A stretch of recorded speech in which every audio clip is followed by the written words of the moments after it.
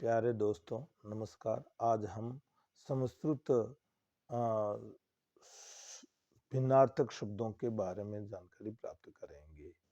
जो शब्द सुनने में समान लगे और उनका अर्थ विभिन्न प्रकार का होता है, अर्थ अलग अलग होता है। जैसे काफी, बाल, राज, जरा और खेर, ये पांचों जो शब्द हैं, इनको अगर अपन ध्यान से देखें तो इनके अर्थ अलग अलग होते हैं।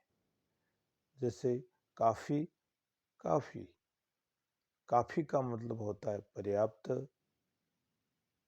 अरे बहुत ले लिया, अब काफी है। तो वहां उस शब्द का अर्थ पर्याप्त के रूप में होगा। उसी प्रकार आप चाय लेंगे या काफी, तो उसमें उस काफी का अर्थ होगा पेय पदार्थ। इसी प्रकार बाल, अरे आपके बाल बहुत बड़े हो गए, तो वहां बाल का अर्थ केश होगा।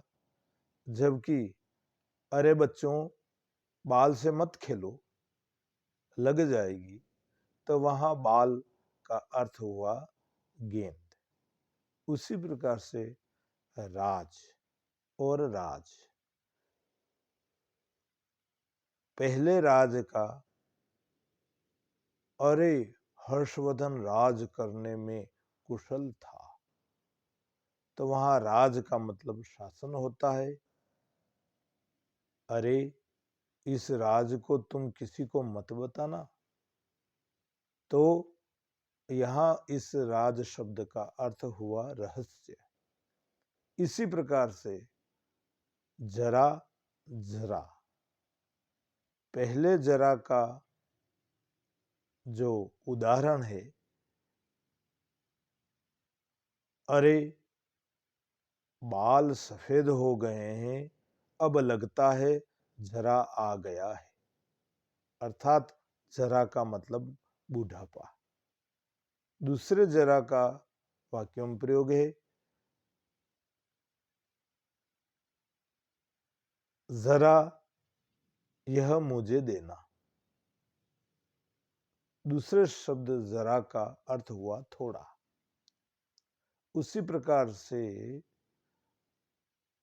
खैर, खैर, पहले खैर शब्द का अर्थ होता है एक प्रकार की लकड़ी। देखो नवग्रह संहिता में जो मंगल की आहुति है वह खैर की आहुति है। और दूसरा शब्द खैर, खैर का मतलब होता है यानी अव्यय होता है। खैर का मतलब, दूसरे खैर का अर्थ होता है अव्यय। आप आते तो अच्छा रहता, खैर कोई बात नहीं। तो यहाँ अव्यय रूप में इसका प्रयोग हुआ है।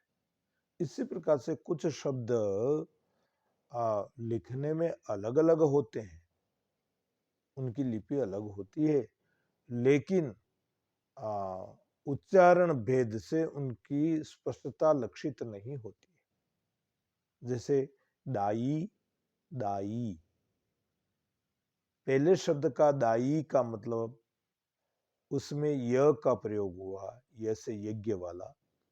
तो दाई, दाई का मतलब जो सुखदाई है, फलदाई है।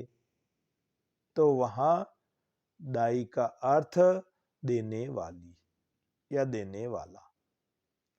और दूसरे शब्द का अर्थ दाई, दाई जो बड़ी ई है, ई से ईख वाला। तो उस ई, दाई, उस दाई का अर्थ होता है धायमा, अर्थात जो जन्म देने वाली, अर्थात जो जनन कराने वाली है, जो प्रसव कराती है, उसके लिए दाई का प्रयोग होता है। इसी प्रकार से तीसरे जो शब्द हैं वो लिखने में भी समान है और बोलने में भी समान है, लिखने में भी वैसे के वैसे हैं और बोलने में भी वैसे के वैसे हैं। जैसे आम और टीका। एक आम का अर्थ, प्रथम आम का अर्थ होता है एक प्रकार का फल और उसका वृक्ष, दोनों को आम बोलते हैं। और एक आम का अर्थ होता है सामान्य, साधारण। जैसे आम तौर पर यह देखा जाता है कि इस वाक्य में आम तौर पर अर्थात यहाँ साधारण सामान्य रूप में इसका प्रयोग हुआ है। और आम जन, आम लोग, है न, आम शिक्षक यह बातें करते हैं, ये सभी इसके अर्थ होते हैं वाक्यों में प्रयोग से।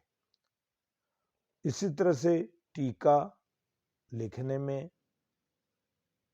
दोनों शब्द बराबर एक जैसे हैं, बोलने में भी एक जैसे हैं। एक टीका तो होता है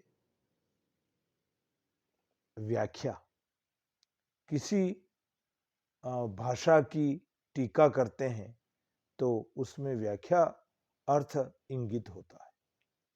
और एक टीके का अर्थ होता है टीका यानी तिलक। देखो, वह व्यक्ति बिना टीका के रह गया है, अर्थात उसके तिलक नहीं निकला है, तो वहां टीका, उसका, उस टीके का अर्थ तिलक होगा। अतः एक भाषा के अध्येता को इन सब तथ्यों का ध्यान रखना परम आवश्यक है, अन्यथा अर्थ का अनर्थ हो जाता है। जय श्री कृष्ण।